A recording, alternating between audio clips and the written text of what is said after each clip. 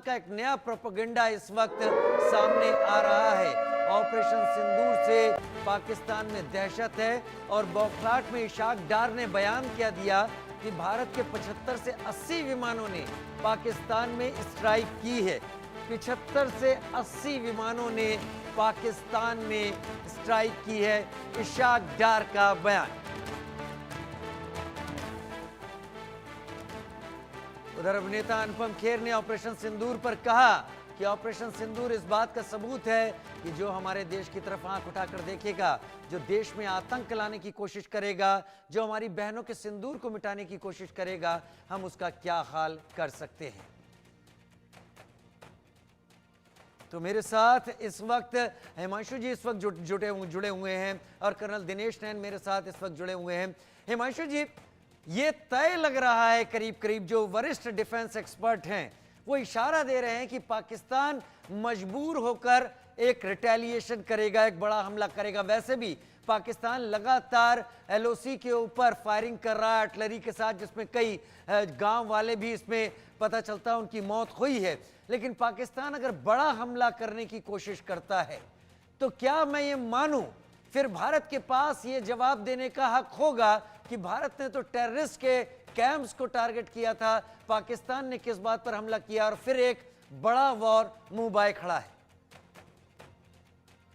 मैं तो कभी भी भारत पाकिस्तान के बीच में जो भी होगा ना उसको वॉर का नाम नहीं दूंगा, क्योंकि कर्नल साहब भी मानेंगे मेरी बात कि वॉर होता है ना तो आमने सामने होता है, दो दो दो इक्वल्स जो होते हैं ना उसके बीच में होता है। ये तो एक तरफी लताड़ है भैया। पाकिस्तान को हम मारेंगे, ये तो ऐसी बात है कि बाजू में एक नेबर रहता है तुम्हारे और वो नेबर को पहली बार ही समझाया कंधे पे हाथ रख के कि भैया ऐसा मत किया करो। दूसरी बार ही नहीं समझा तो एक झापट मार दी, सर्जिकल स्ट्राइक हुआ एक जगह पे। अब तीसरी बारी जब वो नहीं करता है तो भारत के पास इसका चारा क्या? तो चारा है कि हम उसको एक थापड़ ही नहीं मारेंगे, उसके हाथ पैर सब तोड़, नाक से खून बहेगा, नाक तोड़ दिया जाएगा, आंख फोड़ दी जाएगी और ये सब होगा। इसको युद्ध नहीं कहेंगे, एक तरफी कुटाई कहेंगे। ये कुटाई तो होती मगर वो कुटाई के लिए बहाना चाहिए आपको।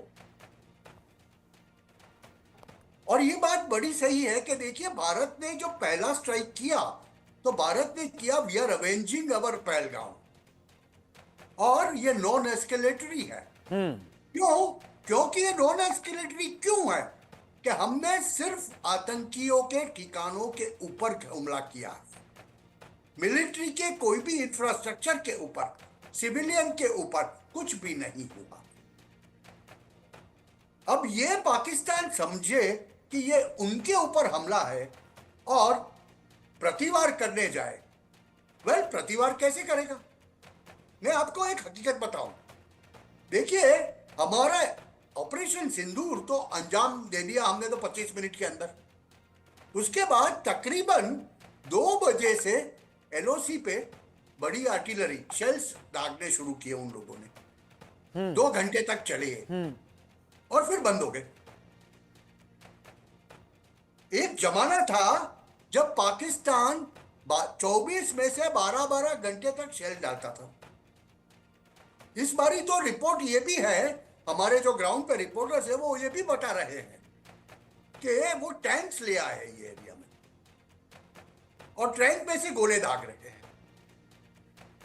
क्योंकि उनको 6, 8, 10 किलोमीटर सिविलियन एरियाज पे डालने थे और उसी की वजह से भारत की ओर से हताहत भी हुई।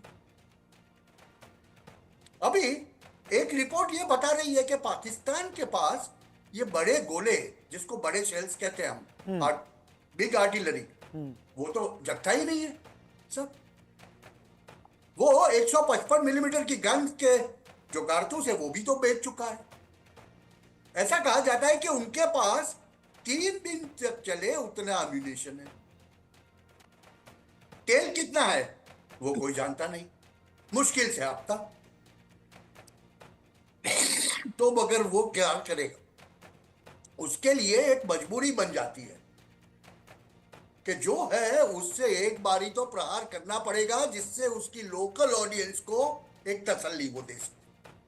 मुल्ला आसिम मुनीर, कर्नल साहब जो बता रहे थे ना कि आसिम मुनीर चारों तरफ से गिर चुका है, तो बाहर निकलने के लिए उसे कुछ तो करके बताना पड़ेगा। मगर तकलीफ ये है कि न तो उनके पास तिजोरी में पैसा है, न तो एम्यूनिशन है, न तो तेल है। अगर प्रोलॉन्ग वॉर किसे कहेंगे? महीना 2 महीना चला उसको वॉर कहेंगे हम? क्या पाकिस्तान के पास 7 दिन भी टिकने के लिए एलओसी पे हम तो सामने से सेलिंग करते जाएंगे, वो कितनी कर पाएगा? कर्नल साहब से पूछे, वो बताएंगे। ये जो सीज फायर का वायोलेशन भी हो रहा था ना, वो स्मॉल आर्टिलरी स्मॉल गन से हो रहा था, वो बड़ा कुछ नहीं कर रहे थे। ये ऑपरेशन सिंदूर हुआ, उसके बाद उनको करना पड़ा। तो इसका मतलब तो बड़ा सीधा साफ है ठीक कि होगा। और दूसरी एक बात मैं बता दूं, डोनाल्ड ट्रंप ने आज सुबह ही बोल दिया है, एक तरफ से धमकी दी है कि आप, पाकिस्तान को बोला है ठीक है, कि आप रिटेलिएशन का सोचना भी नहीं,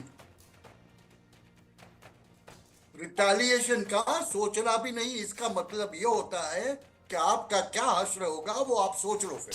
ठीक है, बने रहिए आप हमारे साथ साथ, बने रहिए। डोनाल्ड ट्रंप ने कहा आपका क्या हश्र होगा, हम इस बारे में आपको बता नहीं सकते हैं।